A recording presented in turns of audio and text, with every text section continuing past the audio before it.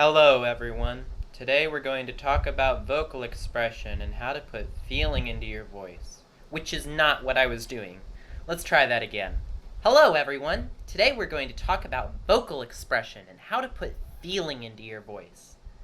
Can you hear the difference? It's really easy to forget about emotion as an actor, but it's vitally important.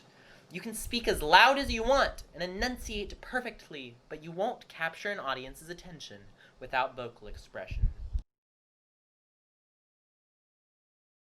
So, what is vocal expression? Simply put, it's expressing yourself with your voice. More specifically, it's using voice inflections, or changes in pitch and tone, to put emotion into what you say. I'll give you an example. Imagine my line is Jacob. There are dozens of ways I could call for Jacob. Jacob! Jacob! Jacob! Jacob. Jacob? Now, you may have noticed that when I made those voices, I made faces to go along with them. I can do it without Jacob. Jacob? Jacob? Jacob? Jacob? But I find it much easier to get in the right mindset for a mood if I make the face. Besides, the audience can better understand the emotion if you make a face. Facial expressions and vocal expressions go hand in hand. I'll be talking about facial expressions in the next lesson, but I wanted to throw that out there so you can start thinking about it. Now, how do you put emotion into your voice? In all honesty, it's not a thing I can explain very well. You really need to discover it for yourself, but I can give you a few tips. First, everyone puts vocal expressions into their daily conversation. That's why we put it into our acting. It's something that real people do. If you listen, you'll hear people talking angrily, with sorrow, or happily everywhere you go. It really tickles me to hear people say, "Oh, I'm no good at acting," right after I hear them laughing with their friends and talking sarcastically, or imitating people that they're making fun of. It's ridiculous to say you can't act. It's just learning to take those emotions that you use naturally and put them into use at will. So, listen carefully. You'll hear voice inflections. When you watch movies, listen carefully to what the actors do with their voices. Why do they strike you as being heartbroken, for example, when the actor is being paid thousands of dollars to be in that clip?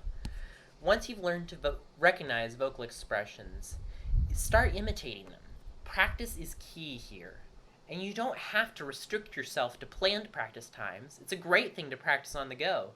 Even while you're waiting in line or driving to school, mouth your lines to yourself, imagining exactly what they're going to sound like, and moving your mouth so that it would make those sounds if you let it.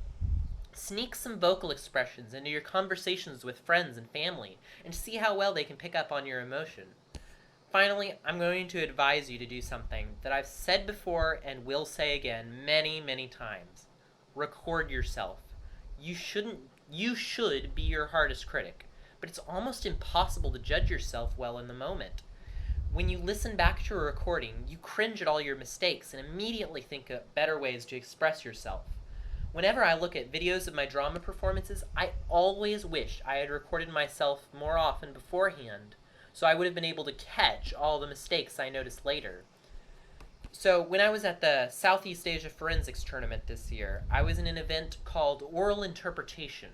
The idea is that you read a passage from a book out loud, and you can't move any part of your body except your face. So it's all in how you can express yourself with your voice, and then you're judged compared to other people. I learned so much about putting emotion in my voice through that event, and I don't think I'll ever forget the things that I've learned through it. It's really a great way to practice. Just take a book that you really enjoy, then find a passage with plenty of dialogue and interaction between characters. Read it out loud, maybe to some friends and family. How much emotion can you put into it? Again, record yourself. It's a great way to see what you did well and what could be improved. The end goal is improving your performance, so don't forget to do this with your scripts. One thing you want to do with your script is to look at each line and then think of 2 different interpretations you can express with your voice. Then you try each and decide which best captures the scene. A friend who knows the play can really help you here. Keep doing it until you've come up with really solid emotions, and it comes almost naturally. One thing I mentioned in the last video is that it's hard to put feeling into your voice while still remembering to project and enunciate. That's extremely true, and you need to realize that. Expressing yourself vocally is an entirely different experience when you're projecting than when you're talking to someone right in front of you. That's why you need to practice like you will do it on the stage. Project when you're reading to your family or recording your voice. If you get your emotions down really well when practicing, but can't do it when it's on stage, it's no good. As I said in the last video, you also need to practice until this is almost second nature. Now, projecting is something that's more generally applicable and you need more often, so it gets first priority in becoming reflex. But your vocal expressions should be nearly as automatic a reaction. Not that you're not thinking about them, of course. There's just so many different things you have to think about when acting. Your voice, body position, lines, and coming in at the right time, not to mention being flexible in case something goes wrong, which it will at some point. All of these need to be rehearsed over and over until you can do them with the least thought possible. They should all be consciously in your mind, but the actual details of how you do them need to be left up to the unconscious mind. Alright, I've been talking a while about something I said was not really teachable.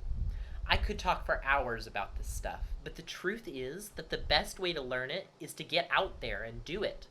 So I have a few exercises, they're included in the description. Those should help you out. Get practicing. I'll see you in the next video to talk about facial expressions.